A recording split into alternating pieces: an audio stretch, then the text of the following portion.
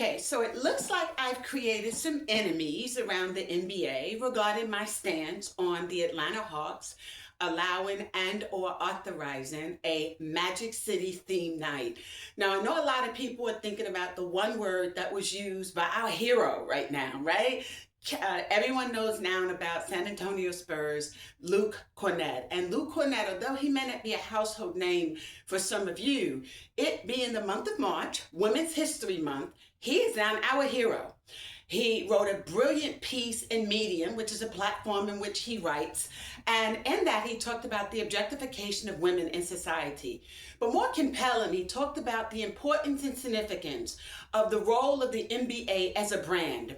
And for those of you who have been following Filtering with me for the past few years, you know that is something that I'm constantly discussing.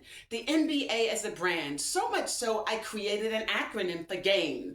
That Adam Silver's NBA, unlike the former late great commissioner David J. Stern, who I got to know personally, respectfully, he has a different brand than Dave. David brand was think local, but you can operate global. Adam is think global, operate global, with no care in the world, respectfully, anymore for what is happening to the NBA as a domestic or local brand. And we saw that even more so during the NBA All-Star Week 2026, wherein it was world versus the US, right?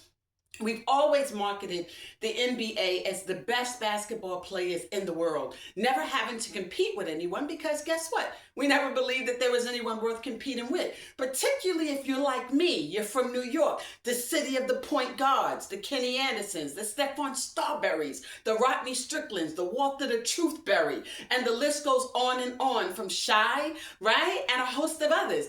That's the New York that we know. If I forgot a name, please forgive me, charge it to my head, not my heart, right? Okay? That being said, recognizing the role of the NBA, who would have thought in a million years that the NBA's way of getting people to come to basketball games would evolve and involve, both words, evolve and involve the role of utilizing strippers from Magic City. Now, let me be clear. I don't have no problems with girls that do what they do, okay?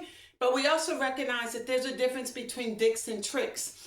And the sex industry has just that. They have a lot of young women who are not in the industry by will. Many of them are there by force. And for anyone to assert, and that includes you, Jamie Gertz, and Wrestler, the owners of the Atlanta Hawks, for you all to be right there, point and center, and purport that you have no idea that the city of Atlanta is the sex trafficking hub of the United States, particularly as it pertains to creating circuits for young African-American women to be exploited sexually. That would be a mistruth, right? And so since you're right there and you know what your Attorney General Chris Carr and your Governor Kemp and others have been doing for years with regard to trying to curtail the number of victims, you know that there are programs there, African American Juvenile Justice Project. You know that there are several other programs and agencies that have been working around the clock to protect those who are victims. If you want to be a trick, a 304, do what you do. Suck, swallow, eat shit off a dick. Let them flip you. You can be a bitch. You can collect all your money, trick. That's your business. But wherein it comes down to girls who are being forced into that lifestyle, a lot of it comes through the medium or the mode, respectfully, of strip clubs, Magic City included. Be it Magic City, be it Onyx, be it Diamonds, a lot of these girls, even Tootsie's down in Florida, a lot of girls who have been victimized over the years, that's where the victimization started. Many of them were subject to what we call handlers. Handlers are pimps, and you have different types of pimps. Some of them start out with what we call Romeo Juliet pimps. That's a dude that you meet, he checking for you, you like him, he like you rocking with him, you think things are all good, and he flip you. And he make money off of you. The same way they flip a brick, they flip their trick too, okay? But those are Romeo and Juliets. But a lot of the girls are also subject to gorillas, guys they meet through gang affiliations, respectfully, and some of them find themselves in that lifestyle. A lot of people, if you remember some of the stories of Cardi B has always tried to share that she was not a willing participant, respectfully, when she initially entered into the lifestyle, but was grateful unto the God she served that she was able to utilize her skills as rapping, although she is a girl from Jamaica who writes for her on occasion, and she utilizes some of the talent of others in the industry. But it was but for that she was able not to find herself swallowed up. Even if you listen to her lyrics on Regular when it first came out, and Thought. Those two, before she became so commercialized, respectfully, the Bronx Girl, that's the story she was trying to tell. Cardi and Bacardi, the story of her and her sister, and how they found themselves in that industry, respectfully. In fact, during her recent litigation regarding charges of aggravated assault civilly, she was asked whether she was once affiliated with a gang. That attorney was ultimately sanctioned by the court for asking, and primarily it was because she was not a member, as it were. She found herself in circumstances and situations that made her a participant. And sometimes for a lot of the girls in the industry, that's what happens. So for the NBA to assimilate itself and associate its brand with Magic City is of great concern. Again, you will have millions of dollars and top-heavy salaries for the Players Association. Where is the Krista Chens with the $754,000 salaries? Strategic planning, player development. How is she allowing, as the face of the NBA Players Association, for these athletes, and even Andre, for them to be associated with this? So that takes me back to our new hero. That takes us back to Luke Cornett. Maybe quiet, but Luke Cornett has almost become the Luka. A lot of y'all look at Luka in terms of his prowess, his defensive abilities, and the like. The former Dallas Maverick, who was recently traded. That's an entire different story, that and Trae Young's trade. But nevertheless, for purposes of this subject matter, he's become, for a lot of us, like what Luka is on the athleticism side. People are looking to Luke saying, it took Luke, respectfully, to bring that answer. Okay, to be able to say, oh, is this what the NBA has come down to? I think a lot of people have looked to the fact that Jamie Gertz, being a white female, I took issue. Why are you commercializing black bodies? Why are you attempting to benefit from this, right? And even though it comes through her lens, Adam has been very quiet. Commissioner Silva's been very, very quiet. I'm surprised that Dominique Wilkins, who usually doesn't associate himself with that brand. I remember years ago, Dominique Wilkins would say something to the extent, him and Michael Jordan, that when they went into strip clubs, they wouldn't even tip their hat, right? That was the running joke that they used to have years ago, from what I'm learning. And here it is now, he is associated with the brand. And I would have thought that he would have come out to speak. He has 4 beautiful daughters, and one of them has a law license. And so I would have thought that in that vein alone, that this would have been an excellent time for advocacy. Again, people are saying you're acting as if these women are going to be butt naked. They could be. They should be. How do you take a brand like the Magic City, the Magic Orlando, which is family, theme parks, Disney, Walt Disney, right? How do you take that brand and associate it with adult entertainment during Women's History Month?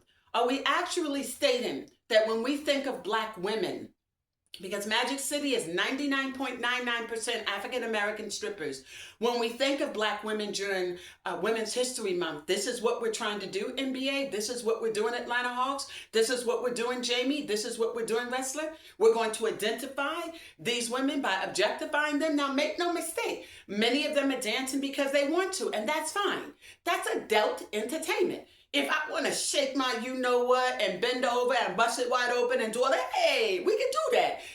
That allows us to do that. Adult entertainment, consensual, willing, not through a captive audience wherein people are coming and became season ticket holders with the hope that they're there to see basketball. So here's what we have now. I coined this term. It's called game. And it's Adam Silver's game. It's gambling, alcohol, marijuana, and escorts. That is what the NBA has become. That is what we have marketed to a family-oriented game. No one ever in a million years would have thought of the NBA to associate itself with that. Surely David didn't. There was a time David didn't want any beer commercials, let alone hardcore liquor, gambling, sports betting. And then you say to the former player of the Toronto Raptors that he violated the cardinal sin by engaging in gambling. You say before your congressional hearings and the thought of the congressional hearings as it pertains to what Drexler and Rosa and them are involved in for gambling and allegations of being engaged in point shaving and the like, that this is the cardinal sin. Is it? Is it the cardinal sin for them to engage in gambling on that wise when you've opened the door to sports betting versus how you view women? When does it become entertainment to take young women, especially women who are already marginalized in the African American community and the Black community, depending upon what term people want to use? Some will say African Americans, others are saying Black, women of color. I'm not going to make it that simple about women of color, respectfully. Magic City is about Black girls, okay? And these are Black girls that have had a history of abuse. Not all of them that are there now, but many over the years. And the owner, Michael Magic Barney, served 10 years in prison. Now, he's done his time for trafficking, but nevertheless, that allegation also was associated with other allegations that would come about. Prostitution, sex trafficking. He's always denied those accusations, but he spent 10 years in prison nevertheless. We equate Atlanta's strip scene to the days of the Black Mafia family. I call BMF Big Meat's friends, right? So when you look at it through that lens, respectfully, the Make It Rain era is where Black girls were being introduced to anal sex, sodomy, oral sex. Black girls weren't doing all that in the 80s and 90s. But by the time you looked around, they were making it rain, all right? These were girls that were engaging in sexual acts that were unthinkable. And many of them made the decision that this is what they've associated with us as a brand, Lisa. When they think of strippers, especially Black girls, they think, bend it over, bust it open, and go up our tail. Anal sex. Black girls weren't doing stuff like that. So wherein you think this is something as simple as it's just associating the name Magic City with the Magic, Orlando Magic. Look at that. Adult Entertainment, Magic City, Atlanta, playing against the Orlando Magic. Orlando Magic, Disney, children, family. That is what people associate with the brand Magic for Orlando. They do not associate it with the thought that after a game, respectfully, that these families who've purchased these Magic City hoodies under the thought that, oh, I got this at Orlando Magic Night, that they're actually supporting a brand. Now, you all are thinking that that's part of the culture. I, as an African-American woman, I take offense to that. Biracial, whatever. Whether you're Jew or Gentile, biracial, Black woman, African-American women, I take an issue with the fact that it's Women's History Month, and the first thing that Atlanta was supposed to be the mecca of Blackness. But if we look to data that was presented by Pinky Cole, and we look at other documentation that's been available, and we look at the Atlanta Chambers and the Atlanta Business Chronicle, we look at Atlanta's not the Black mecca after all, in terms of numbers, in terms of how the marginalized communities really don't own businesses like we think they do. The percentage is very small. In fact, respectfully and truthfully, it's at less than 10% of the businesses in the metro Atlanta area, Black owned and operated. If that be true, why do we want to associate Women's History Month for Black women with Magic City? You say you're representing the culture. At Field to Rim, that's what I'm about. Okay, we believe and we try and be raw, real, and relevant when we have these conversations as it pertains to how culture and sports collide. But I never would have thought in a million years that culture also meant that the NBA would sponsor directly or indirectly through the corporate side, the Players Association, or the thought of how an owner can operate his or her franchise, a clubhouse, if you will, that it would associate itself with strippers. And you say, well, they're not going to appear naked, but they are. Once you associate the brand, what happens after the game? Where's everyone headed to? You're talking about you want chicken wings. Really? I remember the days when you would refer to these type of girls as chicken heads, right? I mean, think about it. Y'all were calling them freaks, dogs, whores, chicken heads, 304s, every name out there. I remember there was a time when blacks didn't even want to be associated with chicken. It was chicken and watermelon. It was considered offensive. And so now we make it part of a marketing brand. Is the Atlanta Hawks doing that bad, absent Trey Young, that this is what you have to do to bring people to watch the games now?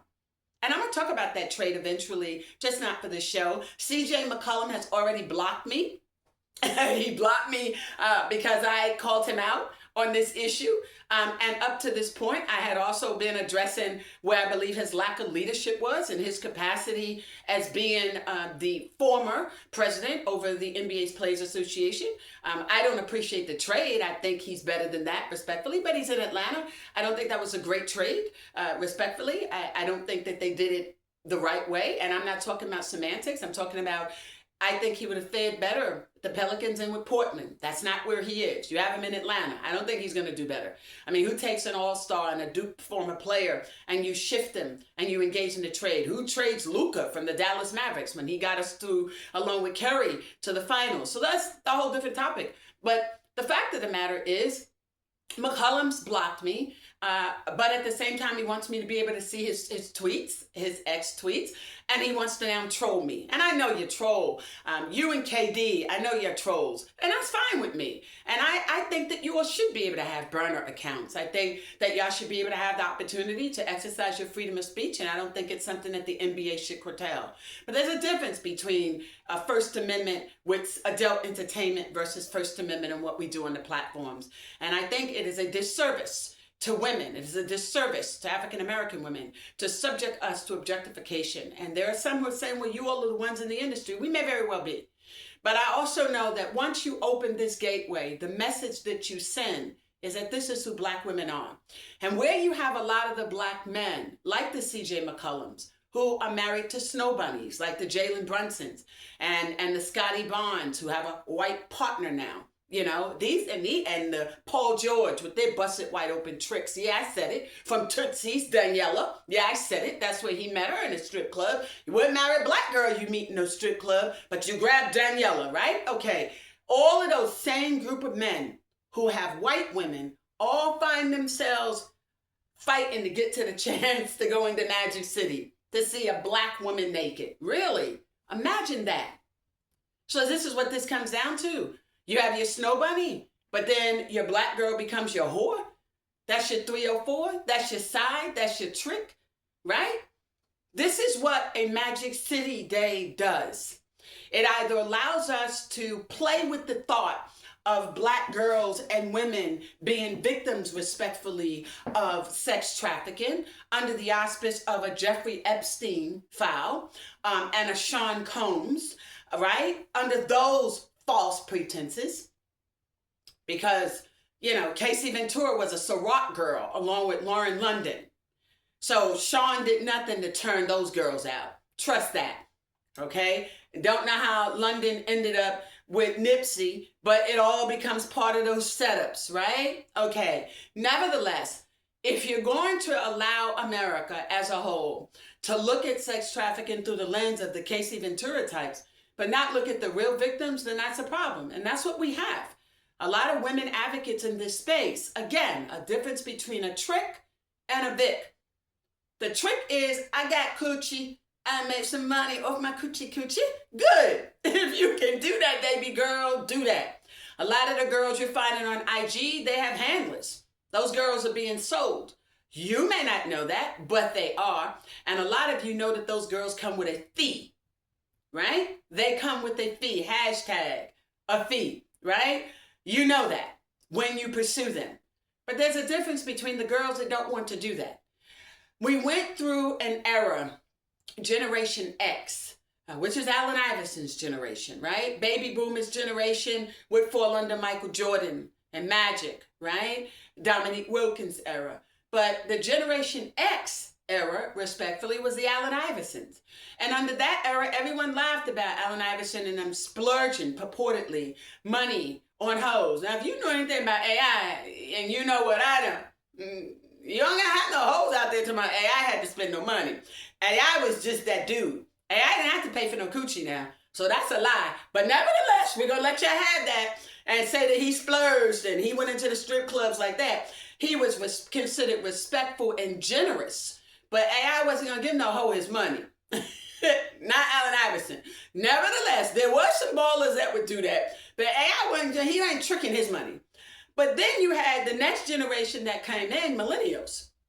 They were tricking money. They had to do things differently, right? They were tricking their money and they did it differently. So now we're in Gen Zs. You know, you got X, you got Generation Y, Generation Z. So now we're Gen Zs. So between these two generations of the Allen Iversons, the LeBron types, respectfully, and the Currys, to now this new generation, right? Which includes even Cooper and the Anthony Edward types and Zion Williams, if I can put them in the Gen Zs, respectfully, the Trey Mann type, they trick through their money differently, but they get to pull from IG.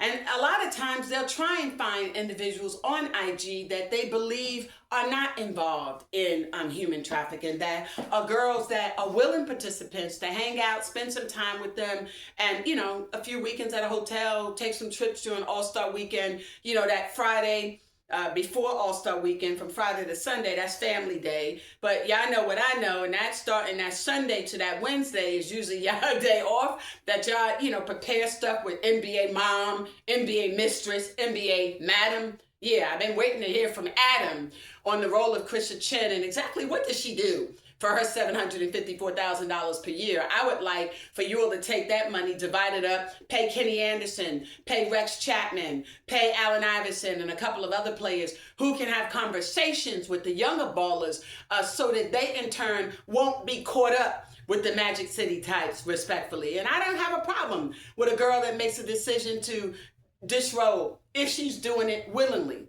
But wherein there's no evidence that that always is the case, anyone who wants to lie and say that they do not know that sex trafficking is an issue in America is because you don't want to know. You don't want to know that there are 341,000 missing children in America. But if you wanted to know that, you would go through the FBI database and you would look at the numbers over the year. You would look at the number of missing and exploited Black girls in America. You would look at data that's been provided through the African American Juvenile Justice Project and others.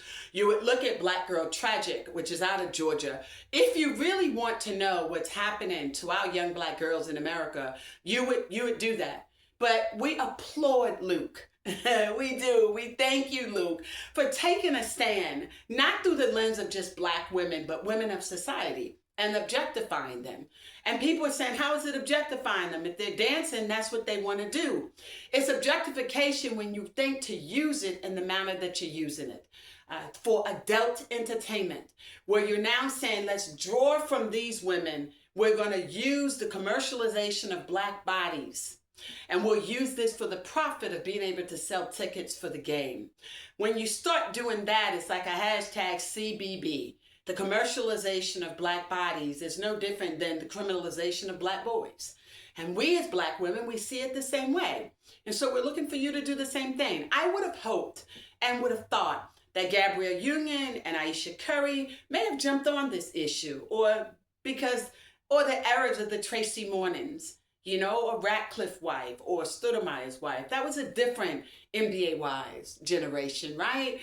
Where they would have used this as a platform to say, you know, we are standing with this being Women's History Month, and we believe that there are different ways that you all can actually express the culture without giving and paying homage, respectfully, to Mike Magic Barney, the owner of a strip club. You say that that's the staple of Atlanta. Imagine that. Imagine when the NBA has gotten down to the game. That is the only way you could get us to attend. Your All-Star Week had the lowest numbers ever. And once again, for Reebok, they were a no-shoe. Not a no-show, but a no-shoe for the All-Star this year. And so when you look at what has happened to the NBA in the Adam Silver era, it's something to be said. And that's why I said from the top down, you have to start at the Players Association, start in corporate. You know, we love you, Adam, but there's something to be said when the game and the profit of the game, gambling, alcohol, marijuana, and escorts, is your legacy. And this wasn't Dave's legacy, you know?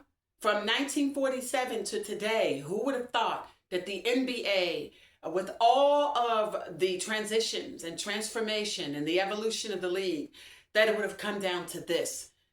I remember us during the hip hop era, for those of us that are young enough to relate to, being in awe over the NBA complaining respectfully that by the time 2005 came, you all had created a new dress code that literally was piloted in that year, finding the likes of Allen Iverson and the Philadelphia 76ers.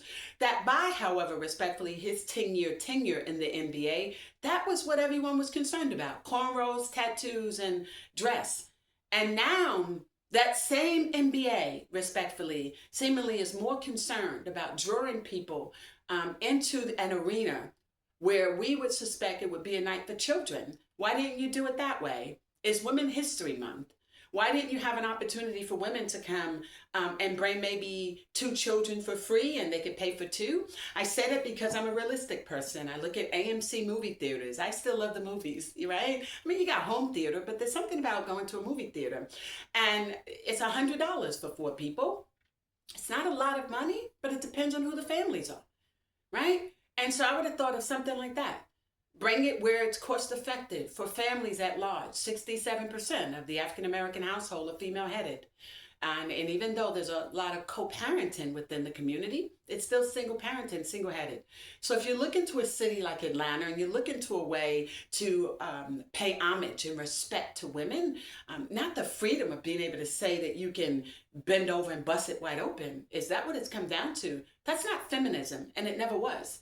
It's not the feminism of the eras of the Angela Davis and the and the Steinums. That's not what feminism was. It was never intended for women to simply believe that if you can just be butt naked, that was enough in and of itself for you to feel like you expressed womanhood. It was not. And so there's a great difference between sisterhood, womanhood, and motherhood. And Women's History Month would have given the Atlanta Hawks the opportunity to do that, to do something in partnership that respects women, all women, not a certain group, and definitely not be able to commercialize it or package it in a way of saying that, these women can do this. This is particularly true, respectfully, where the person who owns the club is a man who identifies as a bisexual man at that. That doesn't speak for women.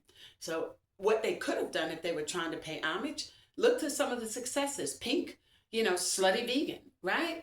Find restaurants and business and entities that are owned and operated by women of all backgrounds in Atlanta, and use it as that opportunity to say, this is what women are doing. Jamie being one of the few women owners in the NBA, she's operating just like Bussy, Jamie, was doing in Los Angeles. And this is not what we expect of you. And just because you're a Caucasian woman doesn't mean that you're excused in this. And it doesn't mean that you have the right to feel like, well, it's a woman-owned franchise, and so, here we're doing this. No, not when you're CBB, commercializing Black bodies. And I remember years and years ago, my background, sociology as well, I know sports with my eyes closed. And I remember during the proposition eras when the late John Thompson was alive, the former coach for Georgetown, and he was always on the front line for how Black athletes were being perceived. I remember when the Greek was a commentator. I looked over some history in that, and how he used to find adjectives to express and define the Black body when talking about football. And we were offended by that, those of us who researched it and those who lived through that. And here we are now simply saying, now we just take CBB, we're commercializing Black bodies for the sole purpose of adult entertainment. When did the NBA become adult entertainment? Look at your freshman class. The majority of your freshman class is 18 to 21 years of age. And while on paper that's an adult, look at most of their family members when they're coming into the league. Most of their family members are under the age of 21. So, but for those who can afford to come, look at who the sponsors will be. And as an African-American woman, a Black woman, I don't want white men to look at me through the lens of, oh, here's another whore. Here's a 304. We have worked real hard in terms of branding and imagery in an effort to be able to be respected in our spaces. And we know that we have the education, but when it comes down to certain employment opportunities, we're viewed differently. And so no matter our credentials, but wherein you could say to an arena, 17,000 filled the State Farm Arena, excuse me. Staples is Brooklyn. The Barclay is in Brooklyn. The State Farm Arena, excuse me. Wherein you have that opportunity to fill about 17,000 seats at the State Farm Arena in Atlanta. You don't want to know, and you should know this, 90% of the ticket holders are white in Atlanta. They're either white males and or corporate heads. 90%.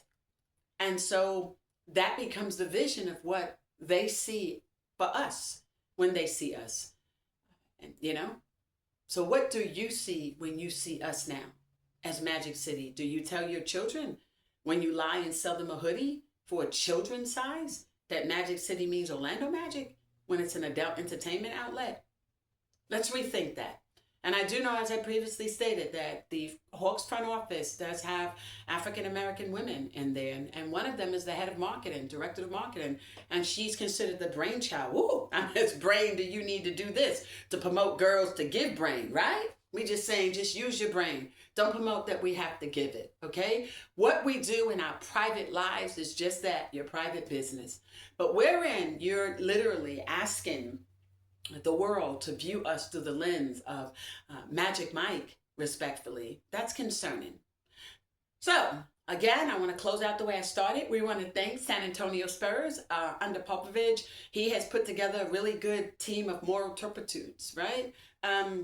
Guys who recognize, from the Carter Bryant to Wemby to Luke, and we're grateful. But Popovich, he should be proud of what he's done when he did this. And I want Luke to know that you are valued, you're respected, you're appreciated, and you didn't have to take the time to be the voice. It would have been something. They said, well, who cares that Luke wrote this? He's not the face of the NBA. Wow. LeBron and Stephen Curry and Kevin Durant are the faces. Imagine that.